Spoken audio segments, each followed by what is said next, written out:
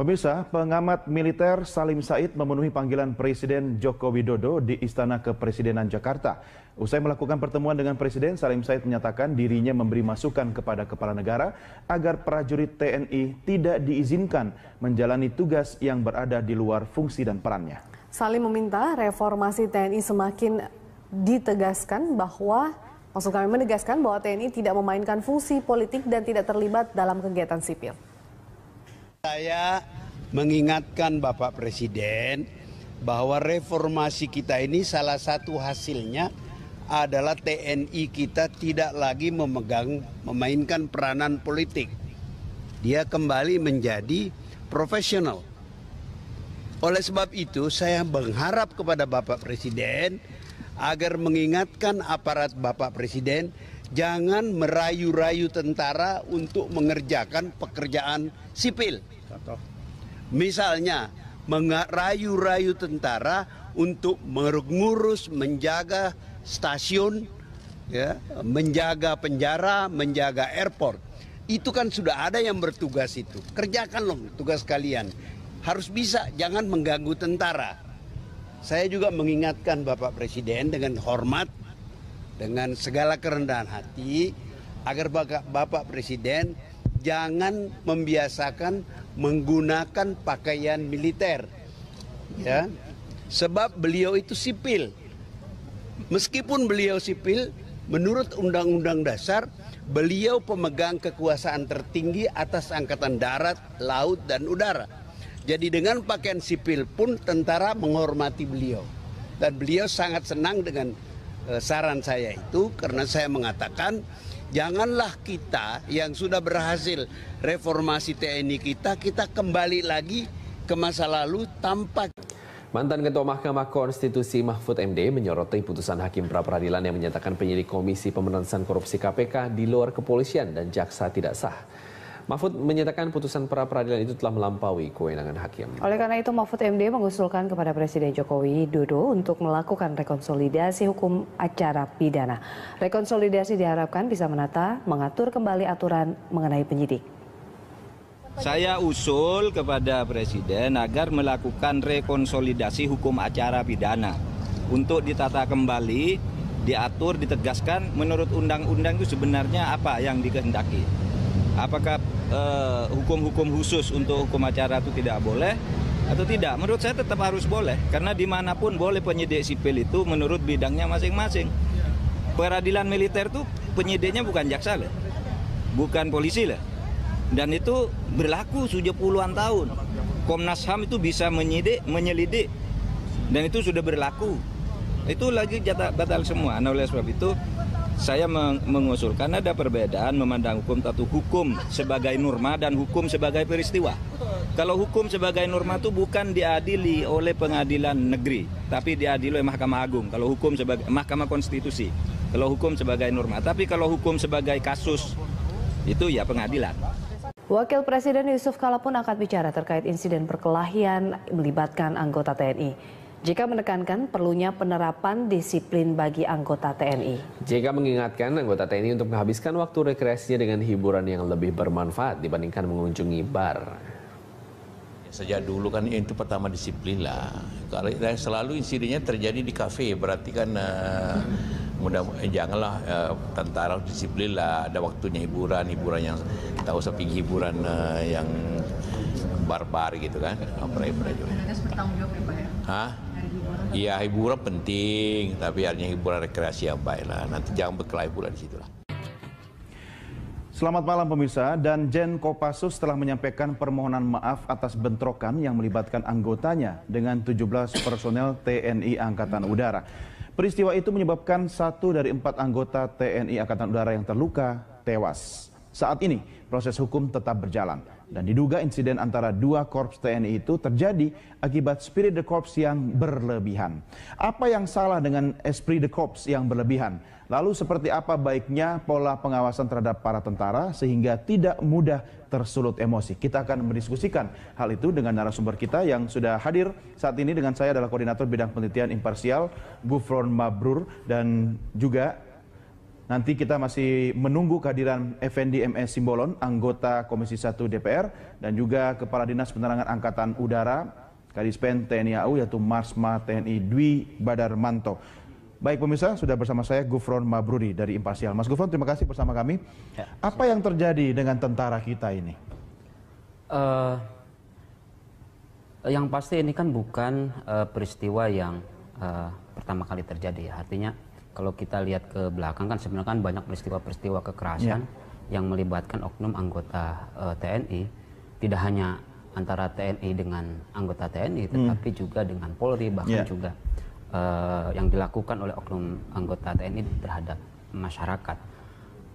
Saya kira ada banyak faktor yang mempengaruhi, yang menyebabkan mengapa kemudian banyak terjadi kasus kekerasan yang melibatkan anggota TNI beberapa tahun belakangan ini. Mulai faktor kesejahteraan, mulai faktor kedisiplinan, saya kira, terus kesadaran hukum, dan saya kira banyak faktor-faktor yang lain yang berkontribusi terhadap semakin maraknya atau banyaknya kasus-kasus kekerasan yang atau bentrokan antara oknum anggota sesama anggota aktor. Ini akumulasi menurut Anda atau apa yang salah dengan manajemen dalam lingkungan tentara kita?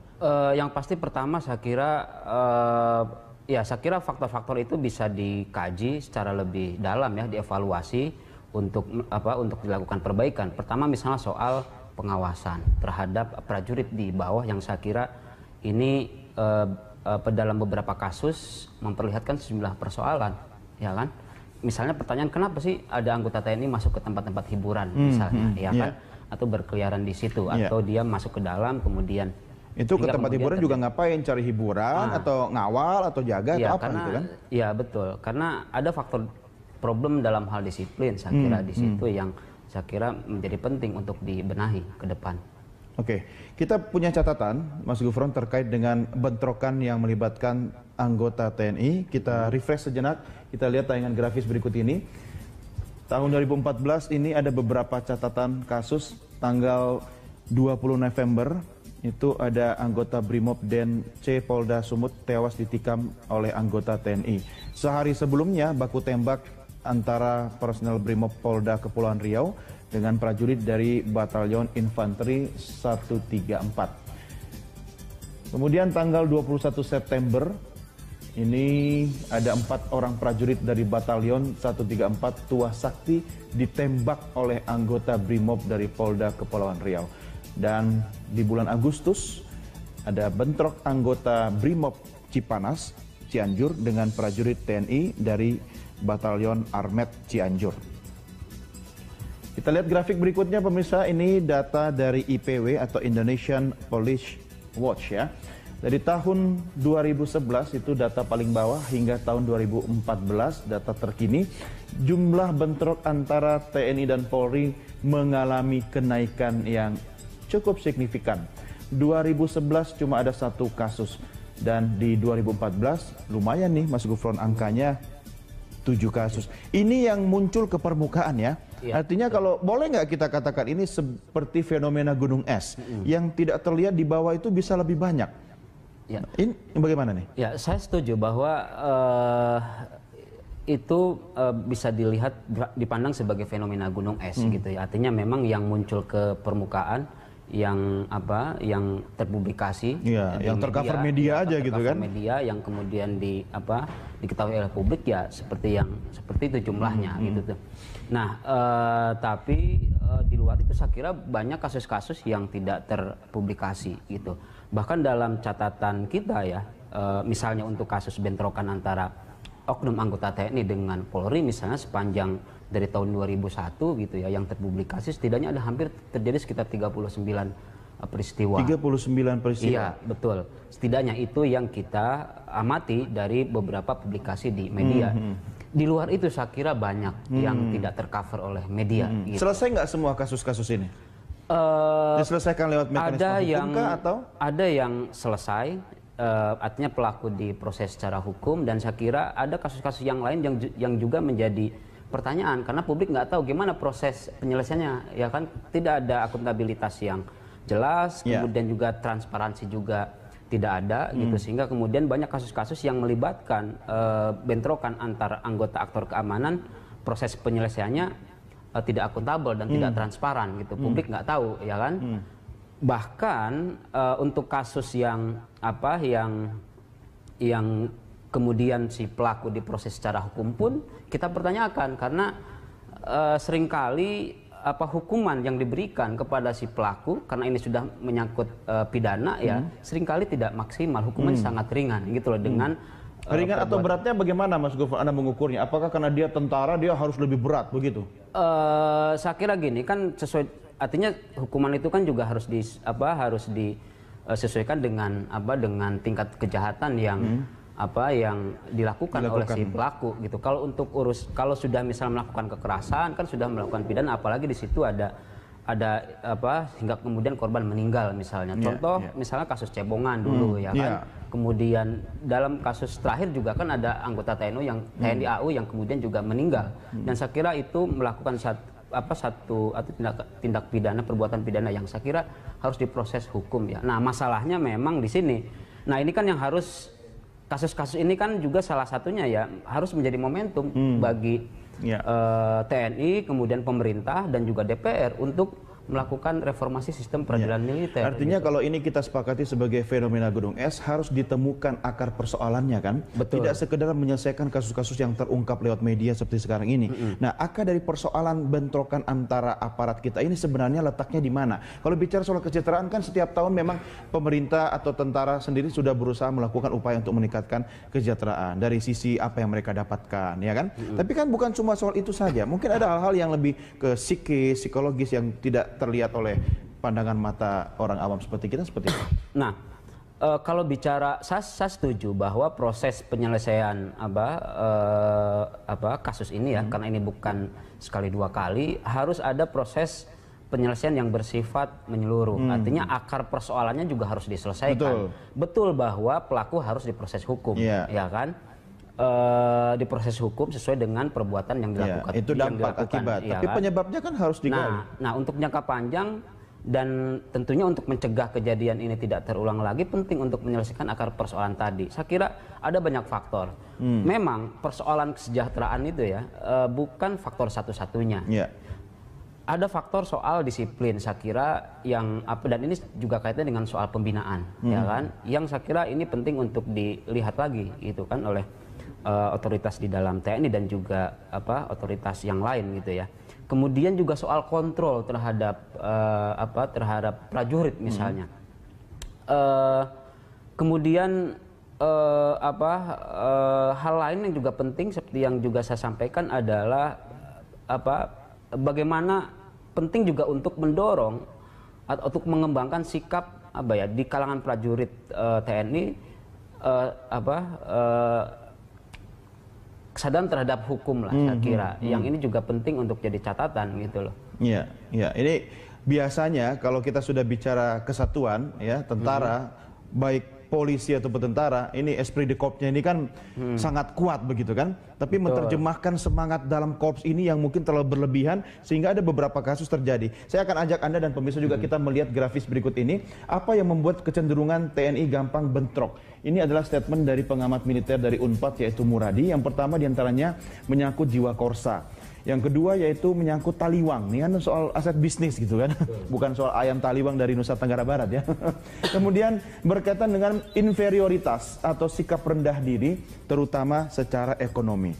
Ini kalau dari TNI dan Polri sendiri saja kan mereka dalam tanda petik ya sudah merasa ada perbedaan. Dalam TNI sendiri ya kan masing-masing matra juga sudah merasa, Mas Gufron, itu ada perbedaan gitu kan. Seberapa besar atau seberapa kuat sih perbedaan-perbedaan antara matra darat, laut, udara atau antara TNI dan Polri itu bisa menjadi pemicu terjadi bentrokan antar sesama?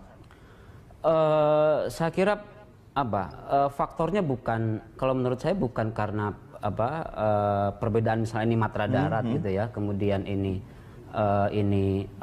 matra udara, kemudian ini matra laut misalnya, atau misalnya ini TNI kemudian ini polisi gitu. Nah, yang perlu ditelusuri saya kira faktor-faktor yang kemudian yang tadi misalnya disebutkan, misalnya soal ekspresi dari jiwa korsa yang keliru gitu, yang seharusnya itu dimanifestasikan dalam bentuk misalnya implementasi profesionalisme dari prajurit TNI misalnya dalam bentuk pelaksanaan tugas-tugas yang diemban misalnya untuk melindungi melindungi masyarakat, atau tapi juga ada faktor misalnya salah satunya misalnya ada kaitan dengan soal kontestasi misalnya perebutan ruang-ruang bisnis misalnya di sejumlah ini urusan daerah. Perut ini ya? Betul, urusan perut gitu kan. Kemudian juga ada faktor misalnya soal disiplin. Saya kira memang ada banyak faktor, dan ini yang saya kira proses penyelesaiannya harus juga harus menyeluruh, nggak bisa kemudian parsial ya. Soal kesejahteraan, misalnya soal ini kesejahteraan, salah satunya misalnya terkait dengan soal perumahan prajurit, kan, yang saya kira kita akui bahwa memang terbatas soal barak, misalnya sehingga kemudian banyak prajurit yang harus tinggal di luar, kontrak, ngekos dan sebagainya. Gimana mereka nggak tinggal di luar? Yang sudah pensiun aja masih tetap bertahan di rumah itu, ya kan? Sehingga kemudian yang baru-baru kasihan nggak dapat tempat tinggal. Betul. Nah, itu menimbulkan kesulitan untuk melakukan pengawasan, gitu. Nah, sehingga kemudian penting untuk memikirkan soal misalnya pengadaan rumah untuk para prajurit sehingga memudahkan untuk melakukan kontrol, gitu kan. Memang ada problem soal anggaran, tetapi tetap harus dipikirkan dong oleh DPR dan juga pemerintah. Bagaimanapun memang sipil sama militer itu beda ya. Artinya perlakuannya juga tidak boleh sama gitu kan. Ketika mereka keluar dari komunitas militer dan terlalu dalam tanda petik bergumul dan bergaul dengan komunitas sipil, ada nilai-nilai kan yang seharusnya hanya ada di dalam komunitas militer itu saja. Tapi ketika dibawa ke komunitas sipil, ada bentrokan, gesekan sedikit, ini kan gampang sekali tercederai gitu kan. Dalam tanda petik sekali lagi Mas Gufron. Apakah semudah itu ketika sikap atau mungkin mentalitas militer kalau dibawa ke sipil dalam suasana damai seperti sekarang ini, kemudian langsung merasa dicolek sedikit langsung bacok ini? Ya ini saya kira berkaitan dengan soal reformasi TNI secara menyeluruh ya, termasuk soal kultur ya. Anda percaya reformasi itu masih berlangsung sekarang ini?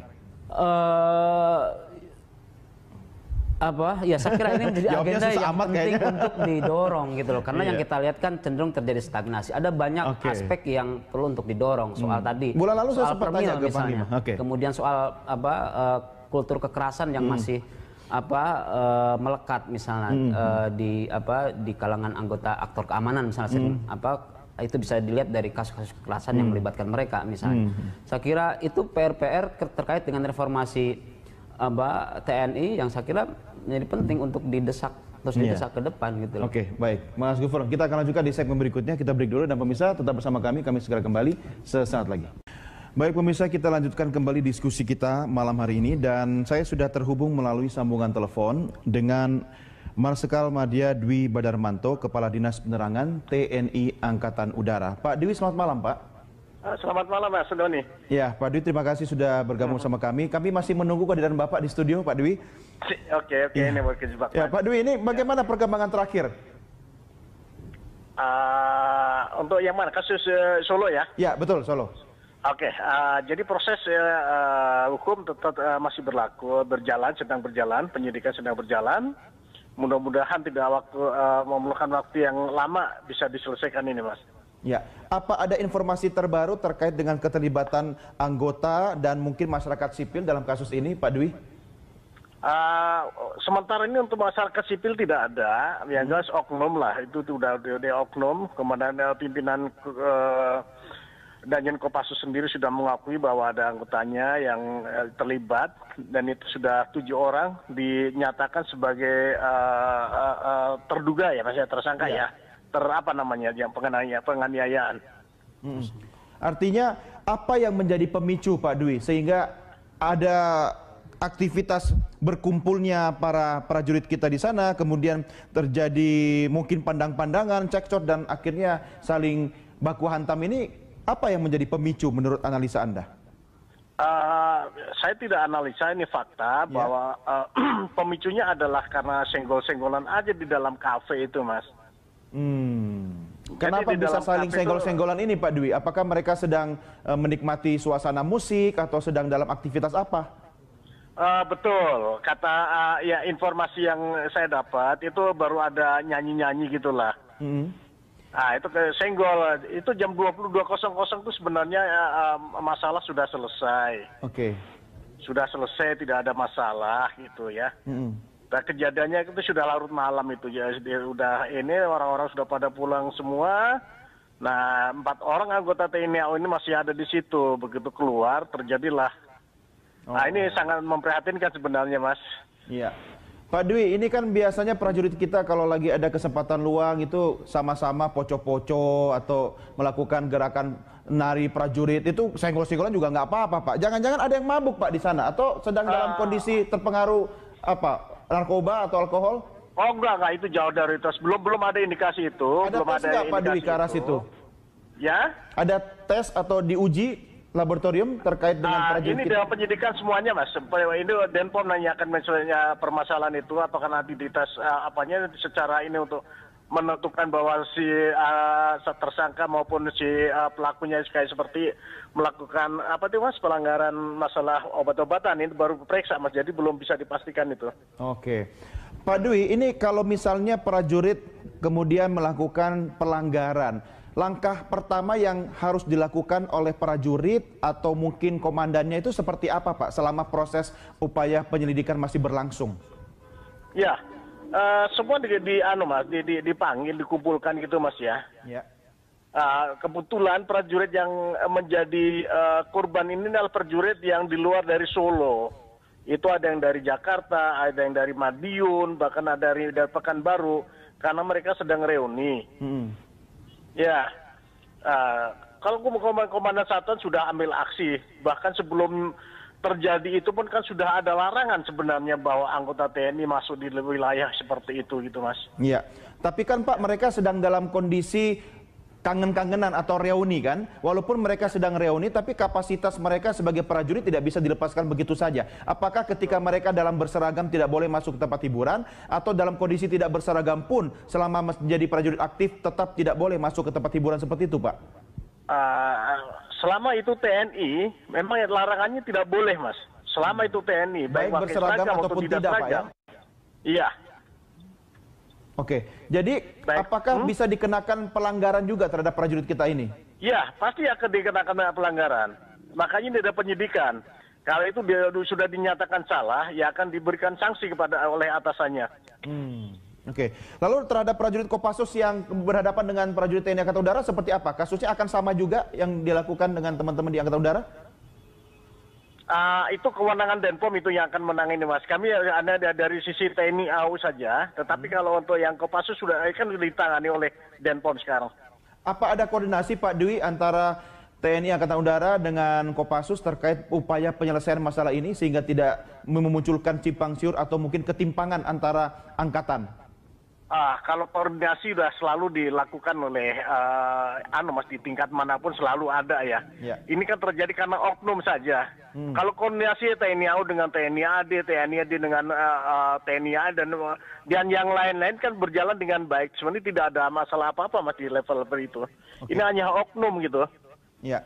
Lalu Pak Dwi, bagaimana dengan status prajurit TNI Angkatan Udara ini saat ini? Apakah dinonaktifkan atau dalam kondisi status tertentu? Masih dalam penyidikan, Mas. Ini kan masih ada yang dirawat di rumah sakit. Kemudian yang lain juga sudah dipanggil untuk jadikan saksi. Kemudian dimintai keterangan oleh POM begitu, Mas. Iya. Apakah akan ada upaya lanjutan, Pak, dalam koridor atau kurun waktu tertentu, misalnya dalam 1 minggu ke depan ada pemeriksaan intensif terhadap prajurit ini? Sebenarnya tidak harus menunggu. Pemeriksaan itu kan setiap saat dilakukan oleh komandan satuan masing-masing, Mas. Setiap hari itu dilaksanakan pemeriksaan. Iya. Pada saat kejadian itu pun, misalnya, ini kebetulan di Solo itu kan prajurit yang itu kan masih banyak yang melaksanakan pendidikan di situ, mungkin jumlahnya ribuan itu di situ. Iya. Pak Dwi, ini ada statement dari Menteri Pertahanan yang menyesalkan terjadinya peristiwa seperti itu. Jangan sampai terjadi lagi. Masa tentara berbuat tidak baik? Ini sebenarnya sangat normatif, Pak. Anda punya komentar terkait dengan statement Menteri Pertahanan ini? Betul, itu saya setuju sekali. Pasti kami mendukung apa yang dikatakan oleh Bapak Menhan. Tapi bagaimana Anda dan para komandannya bisa menjangkau seluruh prajurit, Pak, walaupun dalam kondisi mereka sedang tidak menggunakan seragam? Kan nggak mungkin juga, Pak, kita awas-awasin setiap hari, kita larang, kamu nggak boleh ke tempat hiburan. Kalau mereka dalam kebetulan tidak sengaja ketemu dengan sesama teman atau reuni seperti yang terjadi di Solo kemarin, apakah itu masih dalam jangkauan pengawasan atau pembinaan dari kesatuan Anda sendiri, Pak? Seharusnya begini, Mas, sebagai anggota TNI kita punya sumpah prajurit, kita punya 8 wajib abri TNI, kemudian kita punya Sabta Marga, sehingga dimanapun berada mau pakai uniform seragam maupun tidak, TNI adalah TNI gitu ya. Iya. Jadi kalau dia mau melakukan pelanggaran ya sudah pasti ada sanksinya gitu. Artinya Sabta Marga itu harus dalam jiwa prajurit kan, Pak, bukan soal karena adanya pengawasan harus. Kan? Justru itu harus. Tanpa diawasin pun harus. Ya. Menurut Anda, Pak Dwi, prajurit yang terlibat atau oknum prajurit yang terlibat dalam kasus kemarin ini adalah prajurit yang tidak Sabta Margais atau seperti apa? Itu baru di tahap penyidikan dulu, Mas. Kalau menurut saya, kalau udah melanggar ya bukan prajurit yang Sabta Margais. Sanksi yang paling tinggi apa, Pak Dwi? Nah, itu bergantung dari derajat kesalahannya. Iya. Kalau yang paling tinggi apakah bisa diberhentikan, dicopot dari ketentaraan? Itu bergantung nanti tingkat kesalahannya itu, Mas. Bisa saja sanksi itu diperoleh gitu ya. Iya, baik. Baik, Pak Dwi, kita akan lanjutkan di segmen berikutnya. Kami masih berharap Bapak bisa bergabung bersama kami. Dan tetap bersama kami, Pak Dwi. Pemirsa, kami segera kembali untuk melanjutkan diskusi kita sesaat lagi. Tetap bersama kami di Prime Time Talk. Kita lanjutkan kembali diskusi kita malam ini, pemirsa. Kenapa sampai terjadi bentrok antar tentara kita, ya? Dan masih bersama kita di studio yaitu Gufron Mabruri, Kepala Riset Imparsial, dan sudah bergabung juga di studio anggota Komisi 1 Dewan Perwakilan Rakyat Republik Indonesia, Effendi M.E. Simbolon. Mbak Effendi, terima kasih sudah berjuang dan sampai ke studio. Kita juga masih terhubung dengan Kepala Dinas Penerangan TNI Angkatan Udara melalui telepon, yaitu Mas Madwi Badarmanto. Bapak-bapak sekalian, sebelum kita lanjutkan diskusi kita, saya mengajak Anda untuk melihat tayangan grafis berikut ini. Ini adalah pernyataan dari Menteri Pertahanan Ria Mizat Triakudu yang menyesalkan kenapa bisa terjadi seperti itu. Jangan sampai terjadi lagi. Masa tentara berbuat tidak baik, ya. Kemudian masih pernyataan dari Menteri Pertahanan, nanti Provos bisa bertugas di dalam dan di tempat-tempat hiburan, melarang anggota TNI masuk. Nah, ini juga perlu didiskusikan, ini ditugaskan atau apa gitu kan. Sementara Menko Polhukam Tejo Edi menyatakan ini juga harusnya ada kontrol dari pimpinan, ada kontrol dan membina bawahannya agar tidak seperti itu. Inilah pentingnya pembinaan satuan.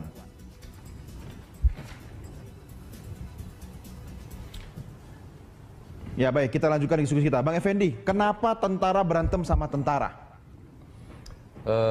Kita coba ini ya, memilah dulu ya. Kalau kita artikan tentara berantem dengan tentara, kesannya TNI dengan TNI. Ya, pertama kami tentu sangat prihatin ya, kita semua. Ya. Kita prihatin di tengah-tengah upaya-upaya baik pimpinan yang di tingkat atas sampai ke tingkat satuan, khususnya di TNI berupaya untuk mengembalikan citra Sabta Margais yang sejati begitu. Dan kita melihat upaya-upaya itu memang semakin konkret, makin konkret.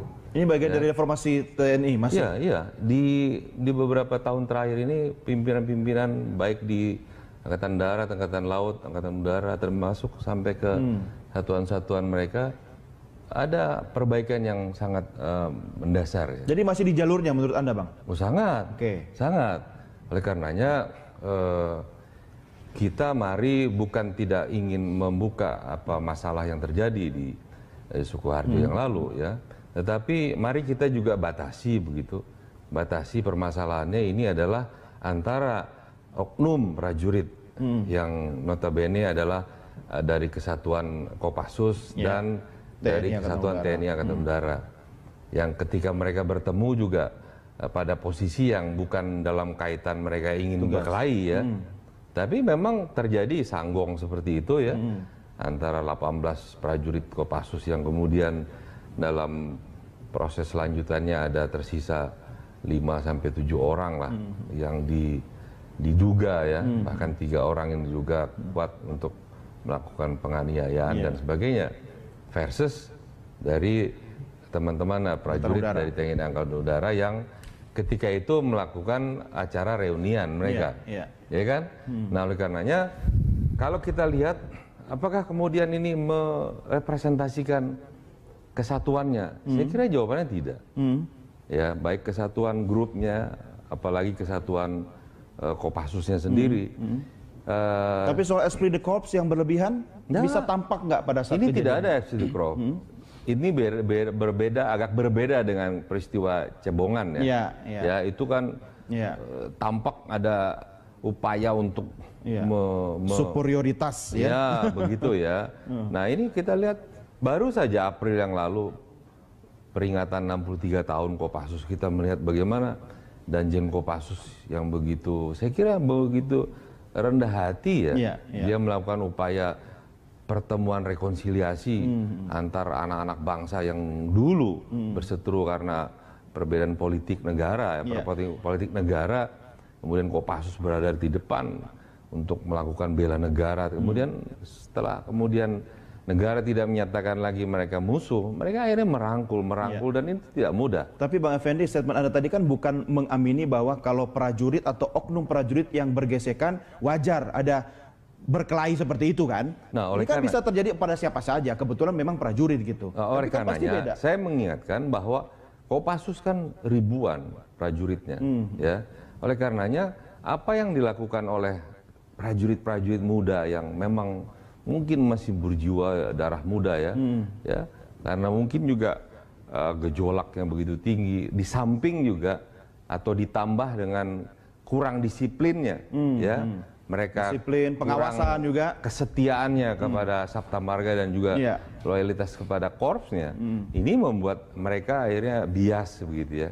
Tapi tidak mungkin ya, tidak bisa juga kita representasikan. Demikian juga angkatan udaranya. Apalagi kita melihat, kalau lihat CCTV-nya kan tidak ada pukulan balasan gitu ya dari prajurit angkatan udara yang notabene memang mereka bukan pasasnya misalnya yang memang kualifikasinya setara begitu. Mereka kan umumnya yang dari Denma dan umumnya yang staff ya. Jadi perseteruan fisik ini saya kira harus kita kita buat satu posisi yang tersendiri ya. Jangan kemudian kita membincangkan seolah-olah ini perseteruan antara angkatan darat dengan angkatan udara. Jadi dengan angkatan udara ya. Beritanya menjadi seksi memang. Ya.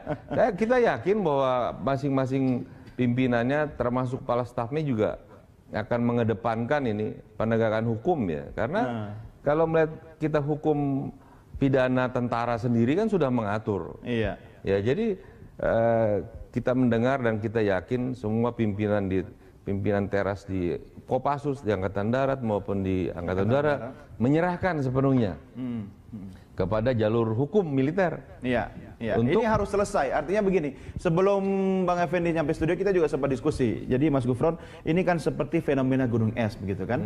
Ini jangan sampai sekedar karena ini tercover oleh media, kemudian jadi seksi begitu, tapi tidak menyentuh ke akar persoalan. Sebenarnya sejatinya Mas Gufron, apa yang harus dilakukan oleh masing-masing panglima, komandan, sehingga prajurit kan tinggal ngikut begitu kan. Kalau mereka sudah jiwanya Sabta Marga ya, siap menjalankan perintah, itu kan tinggal komando dari atas ke bawah gitu kan. Ya, untuk menyelesaikan berbagai persoalan ya terkait dengan kasus-kasus bentrokan yang melibatkan oknum, baik itu oknum TNI dengan oknum TNI ataupun misalnya oknum TNI dengan aktor keamanan yang lain, saya kira memang ini bukan menjadi tanggung jawab dari TNI semata ya, karena faktornya sendiri misalnya banyak seperti yang saya sampaikan tadi gitu. Jadi bukan berarti lepas tanggung jawab kan? Betul. Otoritas di dalam TNI tidak bisa bertanggung jawab, tidak bisa misalnya lepas tanggung jawab terkait dengan persoalan tersebut. Tetapi untuk menyelesaikan itu bukan tidak bisa sendiri juga.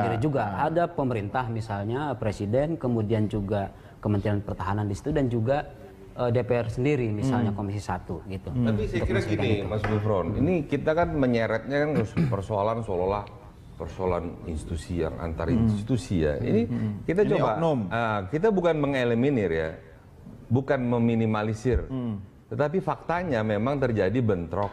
Ya, ada kelompok oknum prajurit yang di hari libur mereka berada di kafe, yang menurut undang-undang kitab pidananya tentara memang sudah melanggar. Iya, tidak boleh ada di situ. Ya, mau sampai jenderal tidak boleh di sana. Mau dia lagi reuni itu atau satu tidak hal salah, ya kan? Kemudian kesalahan berikutnya tentu kita melihat juga penganiayaan yang mengakibatkan ya sampai korban meninggal, bahkan sekarang ada yang kritis. Yang kritis di rumah sakit. Nah, mari kita melihat persoalan ini kan kriminal yang dilakukan oleh oknum TNI. Tidak ada sebenarnya persoalan. Penyelesaiannya mudah sebenarnya kan, lewat mekanisme hukum kan? Iya, makanya saya lihat, saya salut TNI khususnya Kopassus langsung menyerahkan. Ya, mereka tidak kemudian ya seperti peristiwa yang lalu-lalu kemudian ditutup-tutupi gitu ya. Langsung menyerahkan ke. Tapi mungkin Bang Effendi, Mas Govi, kita juga harus tahu apa strategi komunikasi yang dilakukan oleh Angkatan Udara. Pak Dwi masih bersama kami lewat telepon. Mungkin Pak Dwi begini, ada pendekatan yang berbeda yang dilakukan ketika TNI berhadapan dengan sipil, pola komunikasi, pendekatannya itu berbeda. Kalau sesama prajurit, apa yang bisa dilakukan dengan cara berbeda, Pak Dwi? Begini Mas, TNI itu kan punya bahasa yang sama sebenarnya gitu ya. Bahasanya TNI mau di matra darat mau matra udara tetap mempunyai bahasa yang sama gitu. Betul. Ya. Nah ini kan terjadi karena oknum ya. Kalau saya simak apa yang disampaikan Bang Effendi Simbolon itu betul sekali. Itu hanya oknum. Nggak bisa kita generalisir kalau itu TNI AU dengan TNI AD, tidak bisa. Gitulah Mas. Tapi bisa nggak Pak Dwi mencerminkan bahwa ada yang salah dalam pola pembinaan prajurit kita? Itu perlu dikaji juga Mas. Karena itu kan hanya sebagian kecil. Ya, bagian kecil sekali. Halo? Iya, silakan Pak. Tapi kalau kasus ini kecil bukan berarti tidak, dalam tanda petik kalau pinjam istilah Bang Effendi, ini seksi dari pemberitaan, tapi kan bisa berdampak snowball effect juga Pak kepada prajurit yang lain kalau tidak ditangani dengan baik akar persoalannya. Oke, justru itu. TNI AU sendiri itu menyerahkan kepada hukum. Silakan di jalur hukum. Sudah, dengan jalur hukum itu akan menyelesaikan permasalahan ini. Selanjutnya atau sebelumnya sudah ada penekanan dari pimpinan. Tadi juga disebutkan oleh siapa yang dari imparsial. Itu sudah bahwa itu mau pakaian dinas maupun tidak dinas, hari libur atau tidak hari libur, memang itu sudah ada larangan bahwa anggota TNI harus tidak boleh mendekati daerah-daerah tersebut. Betul. Oke. Baik, Pak Dwi, apa yang bisa Anda sampaikan kepada pemirsa? Ada target khusus untuk penyelesaian kasus ini nggak? Semuanya serahkan kepada hukum. Sekarang sudah ditangani oleh Denpom. Ya. Ada koridor semuanya waktu, diserahkan oleh Denpom. Ya. Ada koridor waktu kira-kira kapan akan selesai semua? Semuanya punya target secepatnya. Iya. Tapi pasti selesai kan Pak? Tidak hilang atau hangus begitu saja kan? Tidak. Nanti bisa dicek ke saya. Ya, Anda bisa jamin Pak Dwi ya? Ya, saya jamin, karena ini proses sudah mulai. Iya, baik. Ya. Baik, Pak Dwi terima kasih sudah bergabung bersama kami Pak. Semoga persoalan ini cepat selesai Pak.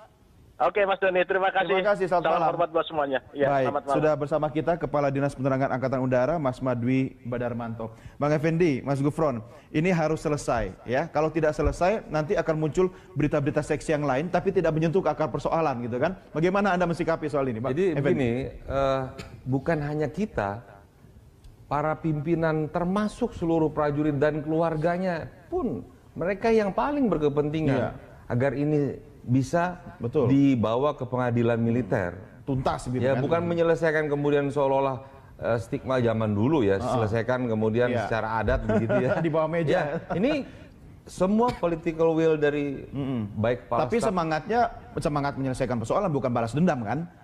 Siapa yang bisa mengawal soal Tidak ini? ada yang balas dendam. Kalau balas dendam saya kira sekarang sudah tidak ada ya, sudah tidak ada tren seperti itu.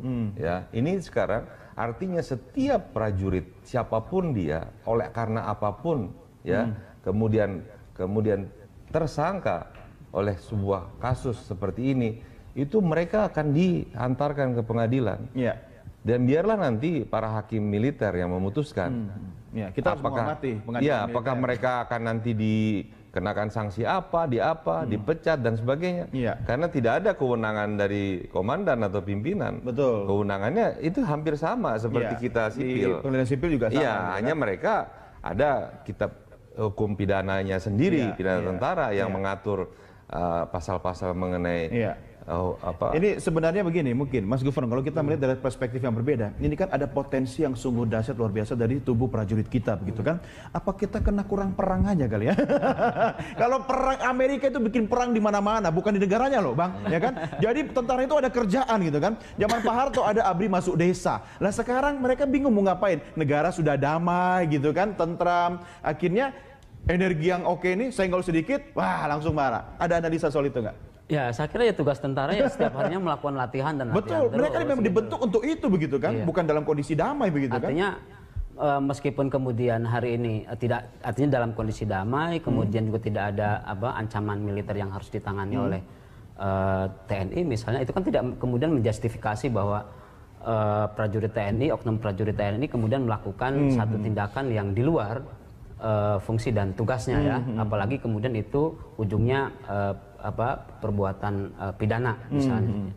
Saya kira itu. Jadi kita melihat ini kan paradigma selama ini terhadap Kopassus itu kan mereka kan sangar begitu ya.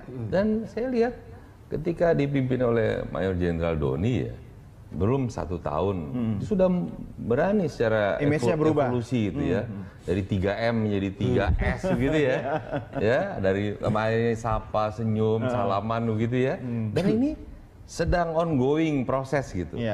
Maka ini ada kerikil kecil aja ini. Bukan kerikil sebenarnya, ini justru menurut saya luka ini, ya. Jangan kita anggap kerikil. Kalau kerikil jadi momentum kan. Kalau kerikil kan seolah-olah itu selang pandang lah, udah nggak ada masalah. Ini pasti akan mendalam ini. Oleh karenanya saya percaya bahwa mereka akan menegakkan. Regulasi yang dibuat sudah cukup belum? Cukup. Bagaimana? Cukup. Anda setuju nggak soal itu? Kaitannya dengan soal proses penghukuman terhadap prajurit TNI yang oknum prajurit TNI yang melakukan tindak pidana, saya kira perlu ada pembaharuan ya kaitannya dengan reformasi sistem. Apanya yang diperbarui? Terkait dengan soal perlu ada misalnya jangan tiba-tiba ada kasus ini langsung melakukan perubahan regulasi. Nanti ada kasus kecil saja, mungkin kita belum implementasinya belum secara menyeluruh. Bukan cuman soal itu ya. Artinya argumen kita mendorong reformasi peradilan militer dalam artian bahwa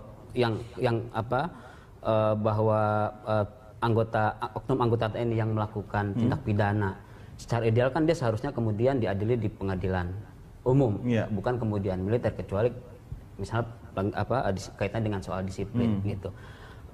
Argumennya bukan cuma soal bahwa ada kasus ya kan, ada kasus semacam ini misalnya kemarin bentrokan antar oknum anggota TNI misalnya Kopassus dan TNI AU yang kemudian ada korban meninggal, ataupun misalnya bentrokan dengan Polri misalnya, oknum Polri. Saya kira bukan cuma soal itu. Ini juga misalnya berkaitan dengan soal prinsip persamaan di hadapan hukum misalnya. Kan ada proses yang menempatkan karena misalnya TNI yang melakukan pidana misalnya diadili di pengadilan militer ya kan, sehingga kemudian muncul kesan bahwa ada privilege gitu kan. Terhadap oknum anggota TNI. Justru gitu. memang hanya hukum militer yang bisa menjangkau mereka, orang militer gitu kan. Jadi harus diselesaikan dengan cara menurut aturan militer begitu kan. Ya sejauh itu kaitannya dengan soal disiplin tapi kalau sudah Anda sendiri tidak percaya bahwa hukum militer tidak bisa menjangkau, atau mungkin menganggap karena ada privilege sehingga melindungi anggotanya sendiri begitu? Ya, dari fakta-fakta yang kita lihat ya, kasus-kasus yang itu melibatkan melibatkan oknum anggota TNI, saya kira tidak selesai atau banyak hal yang kemudian menjadi pertanyaan soal transparansi. Ini satu hal lain, tapi satu pekerjaan rumah. Tapi kalau sudah di track yang benar, pastinya harus ada pengawasan juga kan. Bang Effendi, Mas Gufron, saya minta Anda memberikan closing statement. Mungkin tidak akan selesai dalam waktu 1 hari kasus ini, tapi kalau sudah mengarah ke situ harus ada beberapa upaya perbaikan. Langkah utama apa yang bisa dilakukan oleh wakil rakyat kita? Ya, kita melihat bahwa undang-undangnya memang sudah cukup ya. Undang-undang TNI, Undang-undang Pertahanan Negara, termasuk Undang-undang KUHP-nya tentara sendiri ya, termasuk ada peraturan-peraturan kesatuannya sendiri ya. Sudah cukup lah ya, dan sudah aman. Kita harus melihat bahwa karakteristiknya Kopassus dengan TNI AU yang kebetulan kemarin itu mereka oknum dengan oknum itu bentrok ya, bentrok di urusan pribadi sebenarnya itu kan berbeda. Beda, betul. Ya, ini memang tentara yang sama militer aja beda gitu kan? Berbeda, militer ya kan? sipil gitu ya, kan? Jadi tingkat emosionalnya juga berbeda ya. Kita bisa lihat kan tidak ada pukulan balasan dari TNI AU-nya ya. Betul. Mereka sepertinya ada superior dengan inferior gitu ya, yang terasa ketidakadilan gitu. Nah ini bayangkan kalau tadi dikatakan bahwa harus dilihat juga evaluasi pimpinan. Saya kira tidak perlu. Karena kalau pimpinannya sementara ini saat itu memberi reaksi yang sama, maka bukan tidak mungkin. Itu kan Sukoharjo dengan Solo dengan Jogja kan bergeseran dekat gitu. Betul. Bisa mudah move demok pasukan itu ya. Tentara semua lagi di sana. Nah, saya juga mungkin ini ke depan ya, kalau pemerintah juga memandang perlu ya, menggeser juga markas komandonya grup 2 itu tidak lagi berada di tengah kota Solo misalnya.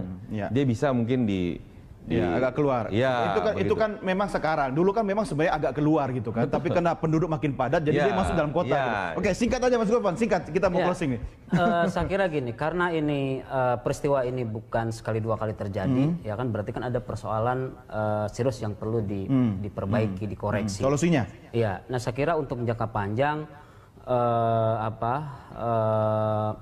banyak yang harus dilakukan, tidak hanya oleh TNI tapi juga pemerintah dan DPR, misalnya peningkatan kesejahteraan ya kan prajurit TNI, kemudian soal kontrol terhadap prajurit ya kan, soal pembinaan, dan yang paling penting adalah reformasi di sektor pengadilan militer itu. Yang harus reformasi juga bukan cuma militernya, sipilnya juga. Bagaimana reformasi cara pandang sipil ke militer gitu kan? Itu penting, sama-sama reformasi gitu kan.